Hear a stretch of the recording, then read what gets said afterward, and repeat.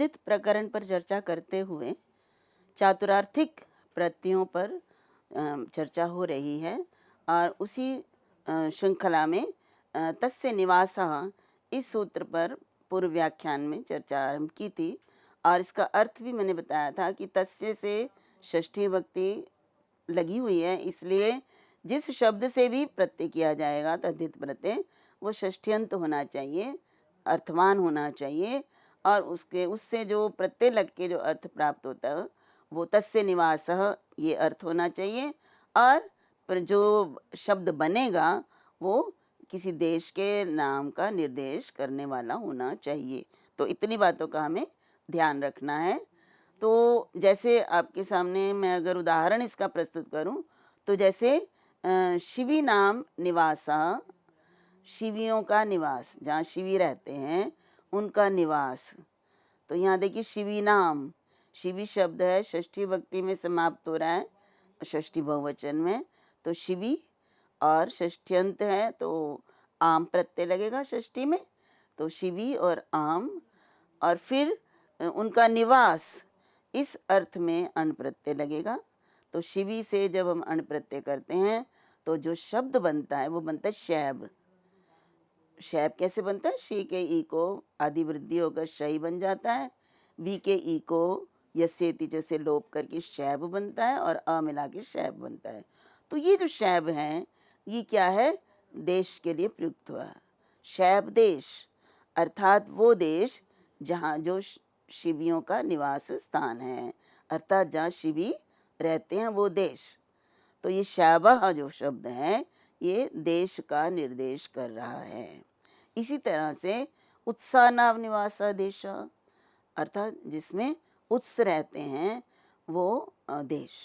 तो उत्स से हमने उत्स आम वैसे पूर्ववत और उसके बाद अण प्रत्यय किया तो उत्स अण से बनता है औत्स। और औत्स का अर्थ है औत्साह, इसमें विभक्ति लगाएंगे क्योंकि देशा के लिए प्रयुक्त होता है, तो औत्साह देशा। अब औत्साह का अर्थ क्या है कि वह स्थान जिसमें उत्स निवास करते हैं, वह तो स्थान है। औत्साह का अर्थ वास्तव में स्थान का निर्देश करने के लिए हुआ है। तो जहाँ वह स्थान कहलाएगा, वह देश कहलाएगा जहाँ उत्स रहते हैं। इसी तरह से देखिए ऋजुनावा नाम निवासा देश अर्थात ऋजुनाव जहाँ पर रहते हैं उनका देश। अब ऋजुनाव शब्द जो है ये कैसे बनता है इसको भी हमें जानना है। ऋजुनाव ऋजवी नौर ये शाम, मतलब जिनकी नावें जो है सीधी होती हैं, ऋजु। तो ऋजु नावो ये नौ, तो नाव के लिए जो शब्द बनता है वो नौ शब्द होता है संस्कृत में। तो ऋजवी नौ ये शाम ऋजु नाव बनता है। और ऋजु नावा नाम षष्ठी विभक्ति बहुवचन में प्रयोग है। तो ऋजु नौ मूल शब्द है। जब हम विभक्ति अलग करते हैं तो मूल शब्द निकालना पड़ता है। तो ऋजु नौ प्लस अण प्रत्यय हम लगाएंगे किसके लिए? ये ऋजु नौ का निवास स्थान। तो अण, अब ऋजु नौ को जैसे हमने अण प्रत्यय किया तो तद्धितेष्वचाम आदि सूत्र द्वारा हमने आदि अच की वृद्धि करनी है। तो इसको थोड़ा सा हम ध्यान से देखेंगे। आदि अच क्या है? री, और री के स्थान पर वृद्धि कौन सी करेंगे? वृद्धि रादेच में आ ऐ औ ये वृद्धि होते हैं। तो यहाँ री के स्थान पर तीनों में से आ करेंगे। स्थाने अंतरतम से सदृशतम आ ही होता है। तो आ और उरण रपरा सूत्र हमने किया हुआ है कि री के स्थान पर जब हम अण करते हैं तो उसको रपर करते हैं। तो क्या बन गया हमारे पास? आर। तो आर हलंत र हलंत होता है, अर्जुन बन जाएगा ना हमारे पास, अर्जुनौ। तो अर्जुनौ ये बन गया और उसके बाद अण प्रत्यय का अ है। अब औ के बाद अ है तो हमने एक सूत्र संधि का किया हुआ है एचो एवा यावह, अर्थात औ के स्थान पर आव हो जाएगा। तो हमारी स्थिति बनती है अर्जुन आव और अ और अर्जुनाव। तो ये भी हमें जानना चाहिए कि अर्जुनाव देश, अर्जुनाव बना कैसे है। अर्जुनाव बनता है ऋजवः नावः ये शाम ते, या ऋज्वी नौर ये शाम ते। तो इस प्रकार से ये तस्य निवास, इस सूत्र से निष्पन्न होने वाले शब्दों के विषय में हमने चर्चा की। अब चौथा जो सूत्र है वो है अदूर्भवश्च, अर्थात अदूर्भव अर्थात जो अधिक दूर नहीं होता, अर्थात निकट है। ये अगर हम कहें जो अधिक ज़्यादा दूर नहीं है तो उसको यदि हम अर्थ क्या कहेंगे, वो निकट है। तो षष्ठ्यंत से, षष्ठ्यंत की पूर्व सूत्र से अनुवृत्ति आ रही है तस्य निवासः से, तो षष्ठ्यंत से ये प्रत्यय लगेगा। और किस अर्थ में लगेगा? अदूर्भव, अर्थात वो बहुत दूर नहीं है, या इसको दूसरे शब्दों में कहेंगे कि वो इसके पास है। और देश के लिए प्रयुक्त हो तो तद्धित प्रत्यय लगेगा षष्ठ्यंत से। तो जैसे हम इसके लिए यदि हम कहें अदूर्भव मतलब अंतिकम, तो यहाँ पे अदूर्भवः ये बना कैसे है, इसको भी हम देखते हैं कि अदूरे भवः, पहले तो अदूर, नादूर, अदूर बनता है, नए समास है। फिर अदूरे भवः, ये सप्तमी तत्पुरुष समास है, लेकिन निपातन से ये समास हुआ है, तो निपातनात् सप्तमी समासः, तो अदूर्भवः बनता है। तो अब उदाहरण हम देखेंगे, तो विदिशाया अदूर्भवः। अब विदिशा से जो दूर नहीं है, अर्थात विदिशा से जो निकट है, जो वो नगर, वो स्थान जो विदिशा से अदूर्भवः, जो दूर नहीं है, यदि हम उसको बताना चाहते हैं, उस नगर की बात करना चाहते हैं, तो विदिशा शब्द से हम अण प्रत्यय लगाकर और वैदिशम बन जाएगा। वैदिशम नगरम, अर्थात वो नगर जो विदिशा से बहुत दूर नहीं है या विदिशा के बहुत निकट है। ये बात ध्यान देने योग्य है कि जो भी शब्द यहाँ पे निष्पन्न हो रहे हैं वो देश के द्योतक हैं। देश मतलब कोई भी नगर इत्यादि के द्योतक हैं। यदि वो उनका निर्देश नहीं करेंगे तो ये सूत्र अण प्रत्यय नहीं कर पाएगा, क्योंकि अदूर्भवश्च और साथ में जो है देश का नाम का निर्देश, ये बातें जो है साथ साथ चलेंगी। इसी तरह से जैसे हिमवतः अदूर्भवम नगरम, अब वो नगर जो हिमालय से बहुत दूर नहीं है, तो हिमवत से बहुत दूर नहीं है, इस अर्थ में अण प्रत्यय लगाते हैं, तो जो शब्द बनता है वो उस देश के लिए प्रयुक्त होना चाहिए। तो हेमवतम, हिमवत से हेमवतम बनता है, ये तो सामान्य है। ही को जो है वृद्धि करेंगे, ऐ हो जाएगा, हेमवत और अ मिला दीजिए तो हेमवत, और नगरम के लिए प्रयुक्त है नपुंसक लिंग है, तो हेमवतम ये रूप निष्पन्न होगा। अब हेमवतम का अर्थ है वह नगर जो हिमालय से बहुत दूर नहीं है, तो जो हमें चाहिए वो हमें इससे प्राप्त हो रहा है। अब मैंने आपको बताया था कि जहाँ कोई विशेष सूत्र नहीं दिया होता तो सामान्य अण प्रत्यय का प्रयोग होता है, लेकिन जहाँ पर विशेष तद्धित प्रत्यय विशिष्ट शब्दों से सूत्रों द्वारा बताया जाता है तो वहाँ उसी का प्रयोग किया जाता है। जैसे सूत्र हमारे समक्ष है ओरंय, ओरय, और ओरय में ऊ है, ऊ को षष्ठी विभक्ति एक वचन में ओ हो जाता है, ओह और अय, ये सूत्र ओरय, इसका अगर हम विच्छेद करेंगे तो ओह और अय इस प्रकार से बनेगा, और ओह मतलब षष्ठी अंत है। तो ओरय है चतुर्था नाम विषय, चतुरर्था नाम विषय। अब ये जितने भी प्रत्यय हैं ये चातुरार्थिक प्रत्यय हैं, इसीलिए चातुरार्थिक प्रकरण को अलग से दिया गया है। तो इसलिए चतुरर्थ हर स्थान पर आएगा, और चतुरर्थ का हमें अर्थ भी ध्यान में रखना चाहिए कि चतुरर्थ जो चारों सूत्रों में बताए गए अर्थ हैं वह इसमें है, दूसरा ये उसका निवास है, तीसरा उससे दूर नहीं है, और उसके द्वारा बनाया गया, ये चार अर्थ। तो इन चार अर्थों में यदि इन चार अर्थों का विषय होता है तो यदि कोई प्रातिपदिक उकारांत है, उ में समाप्त हो रहा है, तो इन चारों में से कोई भी अर्थ बताना हो तो अय प्रत्यय होता है। तो देखिए विशेष प्रत्यय हो गया, पहले तो प्रत्यय अण चल रहा था, लेकिन अब अगर ऐसी स्थिति आती है यदि उकारांत शब्द है और चार अर्थों में से किसी एक अर्थ में प्रयोग करना है और देश का नाम या स्थान का नाम उससे निर्दिष्ट हो रहा है तो अय प्रत्यय करेंगे। तो मैंने आपको अर्डू शब्द के विषय में बताया था कि इसके लिए हम बाद में आपके सामने इसको स्पष्ट करेंगे। तो यहाँ पर हमें इसको स्पष्ट करना है, क्योंकि ये है अर्डवः अस्मिन् देशे सन्ति, अर्डवः या अर्डवा सन्ति अस्मिन् देशे। तो यहाँ पे इस देश में अर्डू बहुत ज़्यादा होते हैं, तो अर्डू शब्द यहाँ पे उकारांत है और इस देश में प्राप्त होते हैं तो या इस देश में अधिक मात्रा में है, इस अर्थ को बताने के लिए अय प्रत्यय हुआ। अब अय प्रत्यय करने के बाद जो शब्द बनेगा वो उस स्थान को निर्दिष्ट करेगा। तो कैसे बनेगा, देखिए अर्डू और अय और अ को आदि वृद्धि होगी, आरडू बन जाएगा। और उसके बाद जो ऊ है उसको ओ हो जाएगा और गुणः ऊ को गुण हो जाएगा ओ, तो आरडो बनेगा। और फिर जब हम ओ और अ के स्थान पर संधि करेंगे तो आरडुव बन जाएगा, आरडव बनेगा, ओ को अव हो जाएगा। तो आरडव जो शब्द बन गया उसका अर्थ ये होता है कि वह स्थान जिसमें अर्डू अधिक होते हैं या अर्डू प्राप्त होते हैं, तो देश के लिए प्रयुक्त हो रहा है।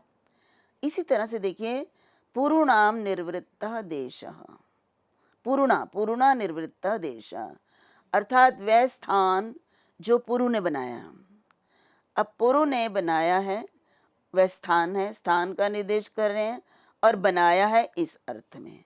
तो पुरुष शब्द से उसके द्वारा बनाया गया है इस अर्थ में हम अय प्रत्यय लगाएंगे। और जब अय प्रत्यय लगाएंगे तो अय प्रत्यय लगाकर जो शब्द पौरव बनेगा वो देश के लिए प्रयुक्त होगा। पौरवः, पौरवः अर्थात पूर्वों के द्वारा बनाया गया देश या स्थान। तो पौरव किसी मनुष्य के लिए नहीं आया है, पौरव शब्द उस स्थान के लिए आया है जिस स्थान को पूर्वों ने या जिस नगर को पूर्वों ने बनाया है। तो इसी तरह से और भी उदाहरण है, जैसे कक्षतु नाम निवासा, जब कक्षु जिसमें रहते हैं कक्षतु, तो कक्षतु जिसमें रहते हैं उस स्थान को क्या कहेंगे, काक्षतवः देशः। अब काक्षतव बनाने के लिए कक्षतु शब्द है हमारे पास, अय प्रत्यय है, कक्षतु के क को आदि वृद्धि होगी, काक्षतु बनेगा। तु के उ को ओ कर देंगे और गुणा से, तो काक्षतो बन जाएगा। और ओ और अ को मिलाकर क्या बन जाएगा, अव, तो काक्षतव। और ये जो काक्षतव शब्द बनेगा ये देश अर्थात स्थान के लिए प्रयुक्त होगा। जब हम देखते हैं काक्षतव शब्द का प्रयोग किया गया है तो हमें ये समझ लेना चाहिए कि ये वो स्थान है, उस स्थान के लिए प्रयुक्त हुआ है शब्द जहाँ पे कक्षतुओं का निवास है। इसी तरह से देखिए करकटेलु नाम अदूर्भवः, सभी अर्थ चार अर्थ है ना, तो चारों अर्थ का उदाहरण देना पड़ेगा। पहले का दिया तदस्मिन् अस्ति इति, और दूसरा सूत्र था तस्य निवासः, और तीसरा ये है अदूर्भवश्च, ये चौथा है हमारे पास में। तो करकटेलु नाम अदूर्भवः अर्थात करकटेलुओं से जो बहुत दूर नहीं है, तो वो देश वो स्थान। तो करकटेलु से अय प्रत्यय लगाएंगे, कारकटेलु बनेगा, ओ होगा फिर अव होगा, तो कारकटेलवः देशः। तो इस प्रकार से ये चारों अर्थों में हमें ये ओ में समाप्त होने वाले जो शब्द होते हैं उससे हमें अय प्रत्यय करना है, अण नहीं करना है। तो अभी मैंने पहले भी बताया कि ये जो अण इत संज्ञक या ञ इत संज्ञक करने का प्रयोजन क्या है, जबकि अर्थ दोनों में एक है, तो प्रयोजन यही है, सूत्रनित्यादिर नित्यम, यहाँ पे आदि उदात्त हो जाता है अगर हम ञ में समाप्त होने वाला प्रत्यय लगाते हैं तो। अब यहाँ पे एक दो बातें और जाननी चाहिए कि चतुरर्थैर नद्या नाम्नः निर्देशः कर्तव्य अस्ति चेत, यदि चतुर अर्थ, अब चतुर अर्थ बार बार हम नहीं बोलेंगे, चतुर अर्थ उन चारों सूत्रों में बताए गए जो अर्थ हैं। तो इन चारों अर्थों से यदि किसी नदी के नाम का निर्देश होता है तो उवर्णांत प्रातिपदिकात से प्रातिपदिक से नद्याम मतुप सूत्र से मतुप प्रत्यय होगा। देखिए अभी हमने कहा था कि हमें किसी के नाम का निर्देश करना है और वो वर्णांत प्रातिपदिक है तो हम कौन से प्रत्यय करेंगे, आय प्रत्यय करेंगे। परंतु इस सूत्र में बताया कि इन चारों अर्थों में प्रयोग करने पर यदि किसी नदी के नाम का निर्देश करना चाहते हैं हम, तो फिर वो उस वर्णांत प्रातिपदिक से आय प्रत्यय ना होकर मतुप प्रत्यय होता है। तो नद्याम मतुप सूत्र है, उससे मतुप प्रत्यय होता है। तो ये प्रत्यय वर्तमान सूत्र जिसके द्वारा हमने आय प्रत्यय किया उसको बाध करता है, उसको अपवाद के रूप में है। जैसे इक्षु मति, तो जब हम कहते हैं इक्षु नाम निवासः यत्र, तो इक्षु मति, तो यहाँ वैसे तो तस्य निवासः के लिए यहाँ पे आय प्रत्यय होता ऊ में समाप्त होने वाले, लेकिन ये इक्षुमति शब्द जो है ये नदी का नाम है। इक्षुमति नदी के लिए प्रयुक्त होगा, तो इसलिए यहाँ पे इक्षु से मतुप प्रत्यय होकर और स्त्रीलिंग होने के कारण ये प्रत्यय होकर इक्षुमति ये रूप निष्पन्न होता है। अब अगला सूत्र है जनपदे लुप। अभी मैंने आपको बताया था कि देश शब्द के कई अर्थ हैं, कई अर्थों में प्रयुक्त होता है, प्रांत, नगर इत्यादि के लिए और जनपद के लिए भी। अब जनपद के लिए भी देश शब्द का प्रयोग होता है। तो जब हमने कहा है कि देश के लिए प्रयुक्त होना चाहिए, उसमें जनपद के लिए भी प्रयुक्त हो सकता है। लेकिन यहाँ अब हम एक सूत्र हमारे समक्ष है जिसकी चर्चा करेंगे कि जनपदे लुप। अब जब हम कहते हैं ना कि देश के नाम का निर्देश करने वाला होना चाहिए और उसमें यदि वो चार अर्थों में प्रयुक्त होने वाला शब्द, चारों में से किसी भी एक अर्थ में यदि हम उस शब्द का प्रयोग करते हैं तो यदि वो जनपद के लिए प्रयुक्त होता है, देश के लिए, देश में जनपद भी आता है, तो केवल जनपद की बात करें तो जनपद के लिए यदि वो प्रयुक्त होता है तो उस प्रत्यय का लुप हो जाता है। जो प्रत्यय हम अर्थ को देने के लिए लगाएंगे, चाहे अण प्रत्यय होगा चाहे अय प्रत्यय होगा, जो भी प्रत्यय प्राप्त होता है तद्धित प्रत्यय, उसका लुप हो जाता है। तो इसको हम और अधिक स्पष्ट करना चाहेंगे कि यदि चार अर्थों में से किसी भी अर्थ में किसी शब्द के साथ तद्धित प्रत्यय लगाया जाएगा और देश का जो है प्रयोग करेंगे, देश के लिए प्रयोग करेंगे और देश का अर्थ वहाँ जनपद होगा, अर्थात किसी जनपद के लिए उसका जब हम प्रयोग करेंगे तो उस प्रत्यय का लुप हो जाएगा। तो जनपद क्या होता है? ग्राम समुदायो जनपदः, ग्रामों का समुदाय जनपद कहलाता है। तो देखिए उदाहरण इसका होगा पंचाला नाम निवासो जनपदः। अब पंचाल जहाँ रहते हैं उनका निवास, तो हमने किया तस्य निवासः, इस अर्थ में हमें अण प्रत्यय प्राप्त हुआ। तो पंचाल शब्द से अण प्रत्यय तस्य निवासा सूत्र द्वारा हमने कर लिया। अब अण प्रत्यय किया तो ये जो पंचालो नाम निवासा किसके लिए प्रयुक्त करना चाहते हैं हम? जनपद के लिए, कि वह जनपद जहाँ पंचालों का निवास होता है या जो पंचालों का निवास स्थान है वो जनपद। तो अभी सूत्र में हमने बताया जनपद है लुप। यदि प्रत्यय लगाकर बनने वाला शब्द जनपद के लिए प्रयुक्त होता है, जनपद भी देश है लेकिन देशों में से बाकी स्थानों के लिए नहीं कहा, ये कहा कि जनपद के लिए अगर उस शब्द को प्रयोग करना है तो जो प्रत्यय लगाया उसका लुप हो जाएगा। और लुप का अर्थ होता है अदर्शन, उसका दिखाई नहीं देता। सूत्र है प्रत्ययस्य लुक श्लू लुपः। जब प्रत्यय का जो अदर्शन है लुक, श्लू और लुप, तीनों से ही प्रत्यय का दर्शन होता है। तो जैसे हमारे पास उदाहरण है पंचालाह। अब पंचालाह ये शब्द बनता है, ये कैसे बनता है? पंचाल शब्द से तस्य निवासा सूत्र द्वारा अण प्रत्यय करने पर। अब अगर हम इस शब्द का प्रयोग जनपद के लिए कर रहे हैं, पंचाल नामक जो है लोगों का निवास स्थान जनपद है, वो जनपद के लिए है, तो यहाँ पर जो मैंने अण प्रत्यय लगाया है उसका लुप्त हो जाएगा, वो प्रत्यय हट जाएगा। तो पंचाल से प्रत्यय लगाएंगे तो प्रत्यय लगाने के बाद हटाने के बाद जो वृद्धि इत्यादि कार्य करते हैं वो भी नहीं होंगे, तो सीधा पंचाल हो जाएगा। और फिर पंचालाह ये प्रथमा विभक्ति बहुवचन में ही प्रयुक्त होगा। इसी तरह से देखिए कुर्वः, कुरुणाम निवासः जनपदः। मैं जनपद इसलिए कह रही हूँ कि जनपद अर्थ ना होगा तो लोप नहीं होगा। तो कुरु शब्द से अण प्रत्यय लगाया था, लेकिन उस अण प्रत्यय का लोप हो गया, तो कुरु शब्द ही रहेगा और बहुवचन में कुर्वः बनेगा। इसी तरह से मत्स्याः, ये सब देश, ये जनपद हैं सारे। कुर्वः जनपद है, मत्स्याः भी जनपद के लिए प्रयुक्त हुआ है।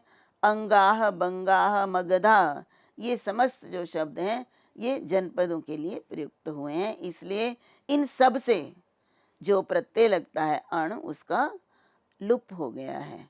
तो इसी तरह सुहिया, पुंड्राह, ये सब जनपदों के लिए प्रयुक्त हुए हैं, इसलिए इनका लोप हो जाएगा। लुप जो है प्रत्यय से लुक श्लू लुपः मैंने बताया था, और यह लुप्यते सलुप्यमान अर्थाभिधायी। तो जो लुप हो जाता है तो उस लुप्यमान के अर्थ को बताता है। देखिए मैंने कहा था कि प्रत्यय लगने पर उस स्थान के लिए ये प्रयुक्त हो जाएगा, उस जनपद के लिए प्रयुक्त हो जाएगा। तो जब प्रत्यय लुक हो जाता है तब भी ये शब्द उस जनपद के लिए ही प्रयोग किया जाएगा, उस जनपद के अर्थ को प्रदान करेगा। अब इससे संबंधित एक शंका उत्पन्न होती है कि उदुम्बरा अस्मिन् सन्ति, जिसमें उदुम्बर वृक्ष होता है, तो उदुम्बर बहुत अधिक हैं, उदुम्बर जिसमें पाए जाते हैं, तो उस जनपद के लिए प्रयोग होता है औदुम्बर शब्द प्रयुक्त होता है कि औदुम्बरो जनपदः। अब औदुम्बर जो बना है ना, उदुम्बर शब्द से अण प्रत्यय लगाकर बना है, और ये इससे बनने वाला शब्द जनपद के लिए प्रयुक्त हुआ है।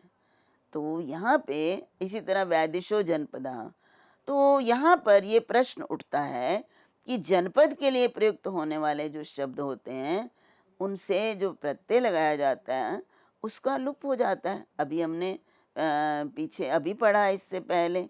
तो फिर यहाँ पर तो औदुम्बर बनाया, वैदिश बनाया, इनके तो प्रत्ययों का लुप्त नहीं हुआ, क्योंकि प्रत्यय का लुप्त होता तो फिर औदुम्बर कैसे बनता? वहाँ पे आदि वृद्धि भी करी हुई है।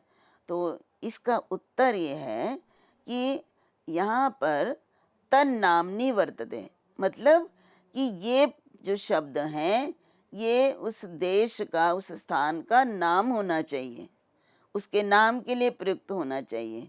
तो यहाँ पे देखिए औदुम्बर जो है ये उस स्थान के नाम नहीं है। औदुम्बर का केवल यही अर्थ है कि वह स्थान जहाँ पर उदुम्बर अधिक होते हैं या उदुम्बर पाए जाते हैं। तो औदुम्बरों का अर्थ है कि उदुम्बर जहाँ पाए जाते हैं, ये उस स्थान का नाम नहीं बनता। जब हम औदुम्बर कहते हैं तो हम ये जानते हैं कि यहाँ उदुम्बर ज़्यादा पाए जाते हैं, तो इसका नाम कुछ और होगा, उस जनपद का नाम कुछ और होगा। तो इसलिए यहाँ पर उसका लोप नहीं हुआ है। न च अत्र लुबंतम तन नामधेयम भवति, तो ये उसका नामधेय नहीं है, इसलिए इनसे लगने वाले प्रत्यय का लोप नहीं हुआ है। ये बात तो बहुत ही ध्यान से समझने योग्य है कि यहाँ पर लोप क्यों नहीं किया गया, जबकि हमने कहा कि जनपद के लिए यदि शब्द प्रयुक्त किया जाए तो उसका लुप्त होता है, लेकिन यदि वो शब्द बनने के बाद जनपद का नाम हो, वो तन नामनी, बार बार यही कहा गया कि उसका नाम बन जाए, तो उस जनपद का नाम ही बन जाए।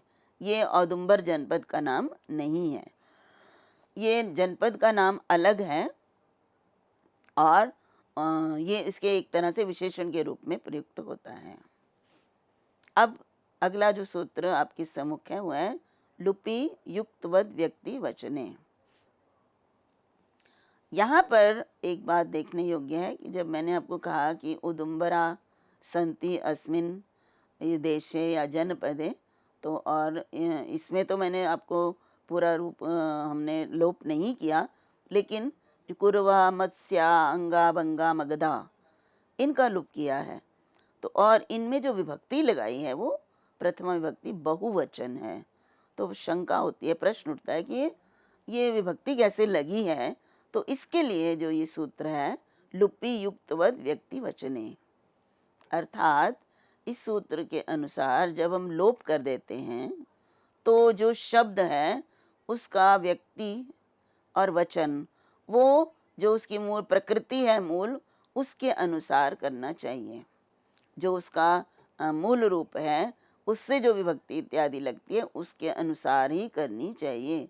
जैसे पंचाला बहुवचन में प्रयुक्त होता है, पंचाल देश जो है बहुवचन में प्रयुक्त होता है, कुरवा अंगा भंगा ये हमेशा बहुवचन में प्रयुक्त होते हैं।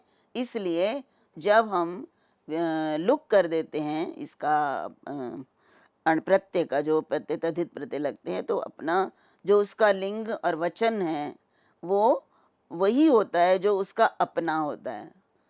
ये इसमें एक बात और ध्यान देने योग्य है कि जब ये शब्द बन जाते हैं तो ये शब्द किसी न किसी के लिए प्रयुक्त होते हैं।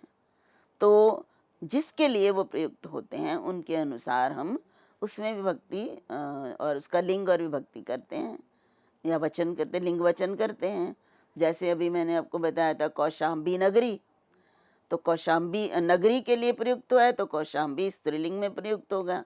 इसी तरह से जब हम किसी नगर के लिए प्रयुक्त करेंगे तो नगरम कहेंगे, तो वहाँ पर भी हम वो उस शब्द में भी प्रथम विभक्ति एक वचन नपुंसक लिंग में प्रयोग करेंगे। इसी तरह यदि पुल्लिंग में है देशा के लिए प्रयुक्त करते हैं तो पुल्लिंग में प्रयुक्त करेंगे। तो यहाँ पर यह प्रश्न उठता है कि यहाँ पंचाला कुरवा अंगा बंगा में तो नहीं प्रयुक्त किया गया, जिनके लिए प्रयुक्त किया गया शब्द प्रयोग होता है।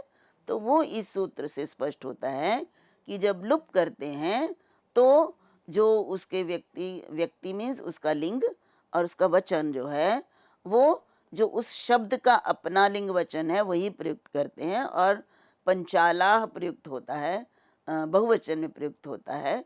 इस तरह कुरवा अंगा भंगा ये बहुवचन में प्रयुक्त किए जाते हैं।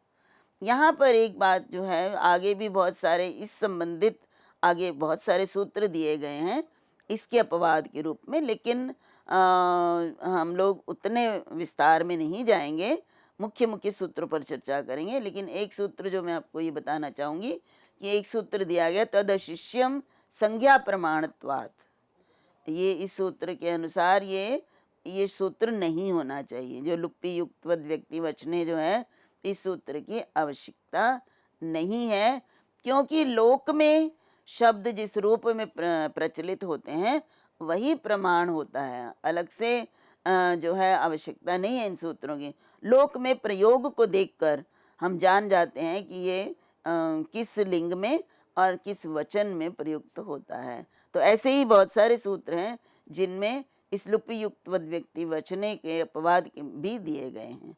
तो इस प्रकार से आज मैंने आपको चातुरार्थिक अर्थात चार अर्थों में प्राप्त होने वाले चारों प्रत्ययों का विस्तार से विवेचन किया है। और मैंने ये भी बताया है कि इन प्रत्ययों को लगने पर जो किस अर्थ में होते हैं और इनको लगने ये लगते हैं जब प्रत्यय तो सभी देश का जो है बोध कराते हैं, देश के लिए प्रयुक्त होते हैं। तो आज के लिए इतना ही। अगले व्याख्यान में मैं पुनः कुछ अन्य तद्धित प्रत्ययों को लेकर आपके सामने उपस्थित होंगी। तब तक के लिए सभी दर्शकों को मेरा नमस्कार, सभी का धन्यवाद।